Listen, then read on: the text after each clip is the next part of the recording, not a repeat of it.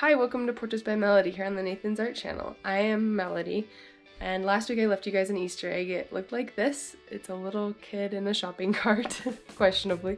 I'm going to be painting this today. I'm going to be using an Apple Pencil, an iPad Pro, and the Adobe Fresco app. So here I'm using the live oil brushes that come with the Adobe Fresco app. More specifically, I'm using the round oil brush. That's the one that I like to use the most. I don't know why. It just is a good one. But I don't switch brushes the whole time. And I also try to work on a single layer. So you saw me make 2 layers. The background is a red color, and then I started a drawing layer, which I'm going to work on the whole time because these brushes make it so that the colors can blend. Right now I have it set so that they don't blend. But in a second you'll see me start shading, and what I do is just adjust the blending and it'll just blend all the colors. So let me tell you a little bit how that works. So that little bar on the bottom of my tablet with the circle and the squares, that's the control settings for this brush. So the little circle changes the color. The numbers in the square adjust the size of the brush. The square with the color in it is adjusting the opacity, or how much flow, or like I like to think about it, as how much paint is on the brush. And then the little swirly adjusts how much the colors blend. So I like to think of that as if the paint is a little bit dry and you use that, it wouldn't blend very much. If the paint is very wet and you use more paint into it, it's going to blend a lot. So that's kind of how I look at those little controls, and I'll kind of toggle between those settings with this brush, but I won't be switching brushes or anything like that. I every now and then I'll use an eraser to clear up what I was doing, but for the most part I like to just stick with the brushes and see what they can do for me. I also don't use layers the same way a lot of digital portrait, or not even portrait artists, just digital artists do. I think most digital artists use a lot of layers to kind of set apart different things so that they can easily make adjustments to make it work for them. But for me, I'm looking for a more painterly experience, so for me, using a single layer like this and just blending on one layer is the experience that I'm looking for. So that's why I do it this way. I don't think that other digital artists are doing it wrong or that I'm doing it right or anything, but this is the experience that I'm looking for when I paint, where I freehand it and use one brush the whole time, and where I just blend it like this. I'm self-taught, and this is just the way that I found that works for me. And so if you find somebody else who's doing it different, they're not wrong. This is just the way that works for me. And I want to talk a little bit about why I chose this composition, but first we're going to take it away with some music.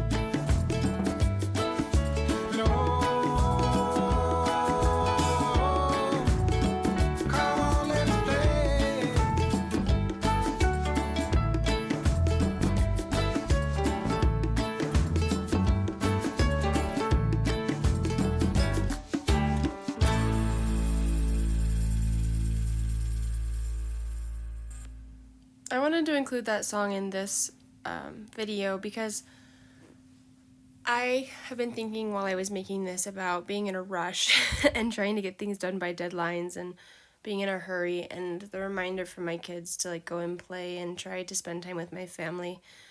I kind of set myself at a pace where I would try to post these videos every week, and it just kind of worked out that the first version of this painting that I made didn't actually work out. It didn't have the right feel to it, and I didn't feel like it expressed the narrative that I was going for. So in the middle of the week, I backtracked and adjusted or picked a different picture and started this one. And so all week I was kind of rushing to get this done. And I don't know, I needed a reminder to slow down a little bit and feel close to my family. And I think that's what this little portrait is about for me, is about family and spending time with them.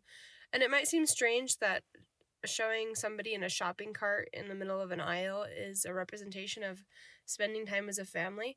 But I think for me, it's right on par because I grew up in Wyoming, and where we lived in Wyoming, it was pretty rural. There wasn't a whole lot happening. There was no activities going on other than like with the school. There was really not a whole lot to do. So the things that we would do as like family outings were going to the grocery store to get like supplies for the week.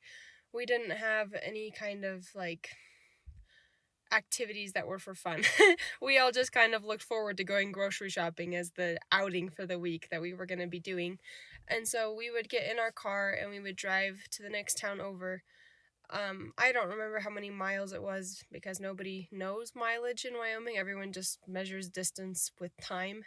Like, it's to the point where I even know how many hours of gas I have in my gas tank, like how far I can drive in hours versus miles. So it's just a thing. But driving to the store all the time became like this family gathering. I don't know. We would all just sit in the car together. Sometimes we fought, sometimes we didn't. Sometimes we all just looked out our window, or we'd bring music as we got older.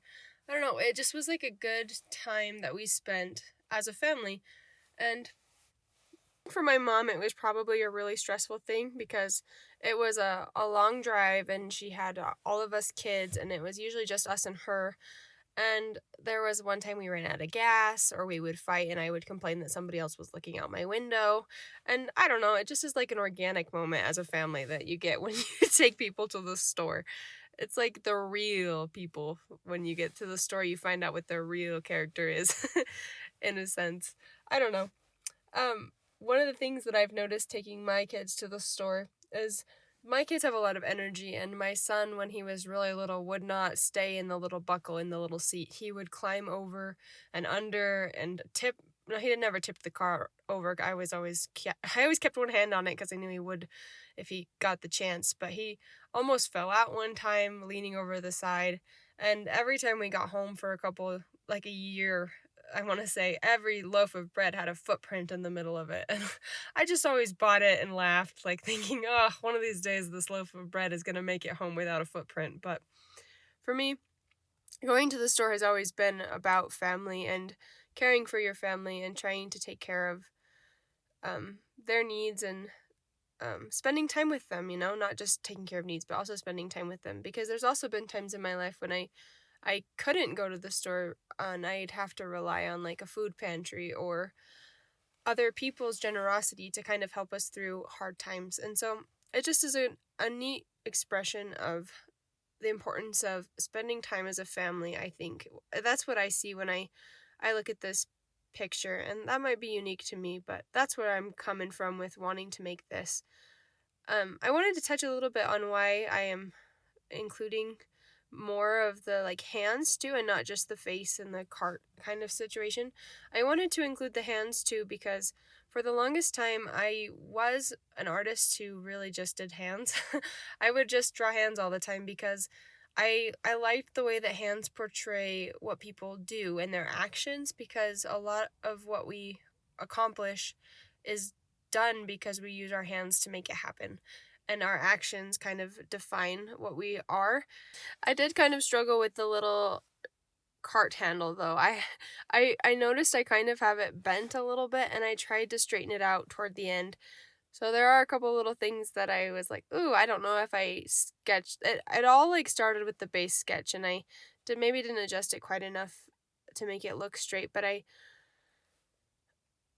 don't know. I think it turned out all right with its quirks. Like I still think it tells the message that I'm going for. And I am not going for perfect realism here because I also recognize like I'm not a printer. I'm not a machine. It's not going to be perfect. And it's okay to have some kind of, humanity to my art and what I'm working on. It's okay to have a little bit of a touch of me in there aside from like the concept and the ideas. Like leaving some kind of quirk is always all right too, I think. I'm gonna let you guys enjoy the last couple finishing touches.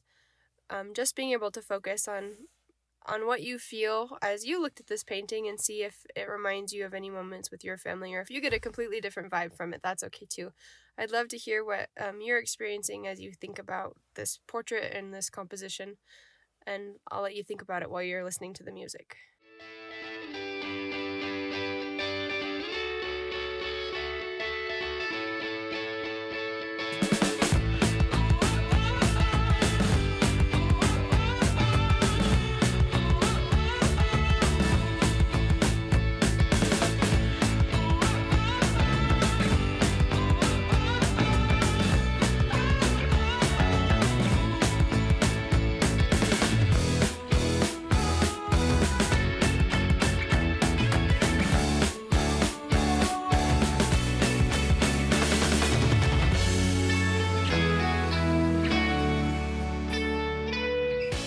I just want to say thank you guys so much for being here to see what I'm doing and see how I'm making the things I am.